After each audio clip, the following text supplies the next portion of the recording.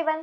నా పేరు doctor Tejaswi Bodichella, consultant doctor in ఫిడికస్ హోమియోపతి. ఈరోజు మనకు చాలా ఇంపార్టెంట్ ప్రాబ్లమ్ తెలుసుకుందాం. ఈ డిసీజ్ చాలా మందికి ఉంటుంది. అసలు చాలా మంది నెగ్లెక్ట్ చేస్తూ ఉంటారు. దీనివల్ల ఇలా నెగ్లెక్ట్ చేస్తే ఎలాంటి కాంప్లికేషన్స్ ఫేస్ చేయాలి, ఇది మనం క్లియర్ గా తెలుసుకుందాం. అసలు ఈ పిఐడి అంటే పెల్విక్ ఇన్ఫ్లమేటరీ డిసీజ్, అంటే ఫిమేల్ రీప్రొడక్టివ్ సిస్టమ్ మొత్తం ఇన్ఫెక్షన్ అవ్వడం. ఇది ఒక అసైనింగ్ టైప్ ఆఫ్ ఇన్ఫెక్షన్. అంటే కింద ఆర్గాన్స్ నుంచి ప్రతి ఒక్క ఆర్గాన్ మొత్తం అఫెక్ట్ అవుతూనే ఉంటుంది పిఐడి కండిషన్స్ లో. దీనికి చాలా కారణాలు ఉన్నాయి. బ్యాక్టీరియా అవ్వచ్చు, వైరస్ అవ్వచ్చు, ఇలాంటి చాలా కారణాలు ఉన్నాయి. చాలా మంది పిఐడి వచ్చినప్పుడు వాళ్ళు మెయిన్ గా గుర్తించాల్సింది వైట్ డిశ్చార్జ్, దాంతో పాటు వెజైనా నుంచి అబ్నార్మల్ లిక్విడ్ అనేది లీక్ అవుతూ ఉంటుంది. ఇది నార్మల్ అనుకుని చాలా మంది నెగ్లెక్ట్ చేస్తూ ఉంటారు. ఇలా నార్మల్ గా నెగ్లెక్ట్ చేసినప్పుడు వాళ్ళకి ఎలాంటి కాంప్లికేషన్స్ వస్తాయంటే, మెయిన్ గా ఈ పిఐడి కండిషన్స్ లో ఆ ఇన్ఫెక్షన్ అనేది వెజైనా నుంచి యూట్రస్ కి, ఫెలోపియన్ ట్యూబ్స్ కి, ఓరిస్ కి, అన్ని ఆర్గాన్స్ కి పాస్ అవుతూ ఉంటుంది. ఒకవేళ ఇది వెజైనా నుంచి అఫెక్ట్ అయింది అనుకోండి, వెజనైటిస్ అవ్వడం కానీ, సెర్వికైటిస్ కానివ్వండి, ఇంకా ఇక్కడ పాలిప్స్ డెవలప్ అవుతూ ఉంటాయి. ఇంకా కొంతమందికి ఆ సర్వైకల్ ఎరోషన్ స్టార్ట్ అవుతుంది. అంటే ఆ ఏరియా మొత్తం క్లియర్ గా డ్యామేజ్ అవుతుంది అనమాట. ఇది పర్మనెంట్ డ్యామేజ్ ని కాజ్ చేస్తుంది పిఐడి అనేది. లేదు, ఇన్ఫెక్షన్ అనేది గర్భాశయం లోపలికి పాస్ అయింది అనుకోండి, గర్భాశయంలో వాళ్ళకి ఎండోమెట్రియం మొత్తం డిస్టర్బ్ అవ్వడం కానీ, ఇది మొత్తం ఈ లోపల పొర మొత్తం డ్యామేజ్ అవుతుంది. ఈ డ్యామేజ్ అవ్వడం వల్ల వాళ్ళకి ఫ్యూచర్ లో ప్రెగ్నెన్సీ కానివ్వండి, లేదంటే పీరియడ్ ప్రాబ్లమ్స్ కానీ స్టార్ట్ అవుతూ ఉంటాయి. కొంతమందిలో ఏమవుతుందంటే ఈ గర్భాశయం లోపల గడ్డల్లాగా ఫామ్ అవుతుంది. దీన్ని మనం అడ్హెషన్స్ అంటాం. అంటే ఆ ఇన్ఫెక్షన్స్ ఎక్కువైపోయి ఇక్కడ గడ్డలు గడ్డలుగా ఫామ్ అవుతుంది. ఈ గడ్డలు అనేటివి ఏం చేస్తాయి, పీరియడ్ సమయంలో ఎక్కువ బ్లీడింగ్ అయ్యేలా చేస్తుంది. ఇంకా వాళ్ళకి ఎక్కువ పెయిన్ తో పాటు పెయిన్ఫుల్ ఇంటర్ కోర్స్ అనేవి క్రియేట్ చేస్తుంది అనమాట. ఇక్కడ కూడా నెగ్లెక్ట్ చేసామనుకోండి, ఈ ఇన్ఫెక్షన్ అది ఇంకా ట్యూబ్స్ లోకి వెళ్తుంది. ఇవి బోత్ సైడ్స్ ట్యూబ్స్ ఉంటాయి అనమాట. ఇవి మనం ఫెలోపియన్ ట్యూబ్స్ అంటాం. ఇన్ఫెక్షన్ కనుక ఈ ట్యూబ్స్ లోకి వెళ్ళినప్పుడు ఏమవుతుందంటే ఆ ట్యూబ్స్ ని అబ్స్ట్రక్షన్ చేస్తుంది. నార్మల్ గా ఇక్కడ ఓవరీస్ అనుకోండి, ఓవరీస్ ఎగ్స్ ని ప్రొడ్యూస్ చేస్తాయి. ఆ ఎగ్స్ ఇలా వచ్చి ఇక్కడ ఇక్కడ లాడ్జ్ అవుతాయి అనమాట. స్పర్మ్ అనేది ఎగ్ తో మీట్ అయినప్పుడు ఇక్కడ ఫెర్టిలైజేషన్ జరిగి బేబీ సెల్స్ లాగా ఫామ్ అయ్యి, ఆ సెల్ ఫామ్ ఉన్న బేబీ గర్భాశయంలోకి వచ్చి అటాచ్ అవుతుంది.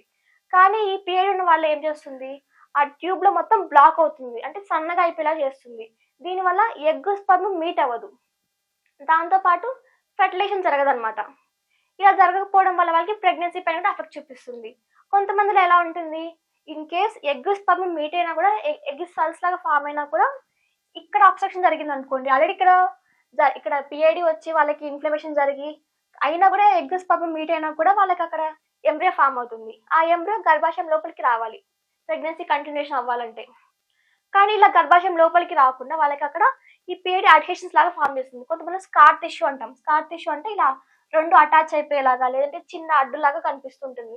ఇలా అడ్డుగా ఉన్నప్పుడు ఆ ఎంబ్రియో ఇక్కడికి వచ్చి అటాచ్ అవ్వదు. దీనివల్ల వాళ్ళకి ఇక్కడే ఆ బేబీ గ్రోత్ అనేది స్టార్ట్ అవుతుంది. కానీ ఇది నార్మల్ సైట్ కాదు కాబట్టి దీన్ని మనం ఎక్టోపిక్ ప్రెగ్నెన్సీ అంటాం. కాబట్టి పిఐడి నెగ్లెక్ట్ చేస్తే ఎక్టోపిక్ ప్రెగ్నెన్సీ వచ్చే అవకాశం ఉంటుంది, లేదంటే అసలు ప్రెగ్నెన్సీ రాకుండా కూడా ఉంటుంది అనమాట. ఇంకా ఈ ఇన్ఫెక్షన్ ఇప్పటికీ నెగ్లెక్ట్ చేసామనుకోండి, ఈ ఇన్ఫెక్షన్ వచ్చేసి ఓవరీస్ లోకి పాస్ అవుతుంది. ఓవరీస్ లైక్ పాస్ అయితే ట్యూబో ఓవరీన్ యాబ్సెస్ ఫామ్ అవుతుంది. ఇది ఒక ఎమర్జెన్సీ కండిషన్ అనమాట. అంటే ఇంకా లాస్ట్ స్టేజ్ పిఐడి కండిషన్స్ లో ఈ కండిషన్ లో ఏమవుతుంది, వాళ్ళకి ఆ ఓవరీస్ లో మొత్తం ఇన్ఫెక్షన్ జరిగి పస్ లాగా బయటకు వచ్చేస్తూ ఉంటుంది. ఈ ట్యూబ్స్ లో కూడా మొత్తం పస్ తో ఫిల్ అయిపోతుంది. అది ట్యూబ్స్ ఎప్పుడైనా బస్ట్ అవ్వచ్చు అనమాట. ఇలా పస్ తో ఫిల్ అయినప్పుడు, ఇలా బస్ట్ అయినప్పుడు ఆ పస్ మొత్తం మన బాడీ మొత్తం స్ప్రెడ్ అవుతుంది. దీనివల్ల లైఫ్ థ్రెటనింగ్ కండిషన్ అనమాట ఇది. కాబట్టి ఇంతవరకు మనం పిఐడిని తెలుసుకోకుండా ఎర్లీ స్టేజ్ లోనే వైట్ డిశ్చార్జ్ కానివ్వండి, లేదంటే అబ్నార్మల్ లిక్విడ్ అవ్వనివ్వండి, వెజనల్ ఇన్ఫెక్షన్స్ ఏమైనా ఉన్నా, ఇరిటేషన్స్ ఏమైనా ఉన్నా కూడా మనం ఎర్లీ స్టేజ్ లో ట్రీట్మెంట్ తీసుకుంటూ ఉండాలన్నమాట. కొంతమంది ఏం చేస్తారంటే ఇలా ఇన్ఫెక్షన్స్ వచ్చినప్పుడు కొంతవరకు యాంటీబయాటిక్స్ యూజ్ చేస్తుంటారు, ఆ ఇన్ఫెక్షన్ తగ్గిపోయిందని అనుకుంటుంటారు. కానీ వీళ్ళు ఏముంటుందంటే ఆ ఇన్ఫెక్షన్ సింప్టమ్స్ మాత్రమే తగ్గుతాయి, కానీ ఇన్ఫెక్షన్ అది లోపలికి స్ప్రెడ్ అయ్యే అవకాశం కూడా ఉంటుంది. కాబట్టి ఇలాంటి చిన్న చిన్న చేంజెస్ ఏదైనా ఉన్నా కూడా వెంటనే డాక్టర్ ని కన్సల్ట్ అయ్యి ప్రాపర్ గా మెడికేషన్ తీసుకుంటూ ఉండాలి. మనం కనుక ఇన్ఫెక్షన్స్ ఏదైనా ఉన్నప్పుడు యాంటీబయాటిక్స్ యూజ్ చేస్తామంటే, ఇలా లాంగ్ టర్మ్ యాంటీబయాటిక్స్ యూజ్ చేయడం వల్ల మనకి చాలా సైడ్ ఎఫెక్ట్స్ కామన్ గా ఉంటాయి. ఆ ఇన్ఫెక్షన్ ప్రాపర్ గా తగ్గదు, మళ్ళీ మళ్ళీ వచ్చే అవకాశం ఉంటుంది. ఈ పిఐడి ఒక్కసారి వచ్చినా కూడా లైఫ్ టైం ఇంపాక్ట్ చూపిస్తుంది. అంటే ఒక్కసారి పిఐడి ఎఫెక్ట్ అయినా కూడా ఎక్కడైనా కూడా స్కార్ టిష్యూ ఫామ్ అవ్వచ్చు, ఎక్కడైనా బ్లాకేజ్ రావచ్చు అనమాట.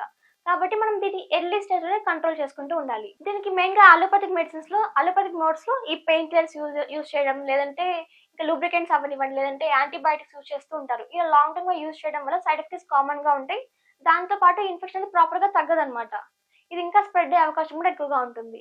కాబట్టి మనం ఆల్టర్నేటివ్ సిస్టమ్ చూసుకుంటూ ఉండాలి. ఆల్టర్నేటివ్ సిస్టమ్ లో homeopathy is the best option. Homoeopathic medicines use చేయడం వల్ల మనం ఈ పిఐడి యొక్క కాంప్లికేషన్ తగ్గించుకోవచ్చు. అంటే ఎక్కడైతే ఈ డ్యామేజ్ అయి ఉంటాయో లోపల ఆర్గాన్స్ అనేటివి, ఆర్గాన్స్ కంట్రోల్ చేసుకోవచ్చు. ఇంకా హార్మోనల్ ఇంబ్యాలెన్స్ ఏదైనా జరిగినట్టయితే ఆ హార్మోనల్ ఇంబ్యాలెన్స్ ని రెగ్యులరైజ్ చేసుకోవచ్చు. ఇంకా ఎలాంటి సైడ్ ఎఫెక్ట్స్ లేకుండా మొత్తం ఈ కండిషన్ మొత్తం ప్రాపర్‌గా క్లియర్ చేసుకోవచ్చు. లేదంటే ఇంకా కాంప్లికేషన్స్ ఏవైతే ఉంటాయో ప్రెగ్నెన్సీలో గానీ, ఎక్టోపిక్ ప్రెగ్నెన్సీలో కానీ దీనివల్ల డ్యామేజ్ అయిన గర్భాశయం లోపల పొర మొత్తం మనం ప్రాపర్‌గా ఫార్మ్ అయ్యేలాగా, నెక్స్ట్ ప్రెగ్నెన్సీ ఈజీ అయ్యేలాగా కూడా మనం చేసుకోవచ్చనమాట. కాబట్టి మీలో ఎవరైనా ఈ పీరియడ్‌తో బాధపడుతున్నట్టయితే నెగ్లెక్ట్ చేయకుండా కన్సల్ట్ ఫిడికస్ హోమియోపతి.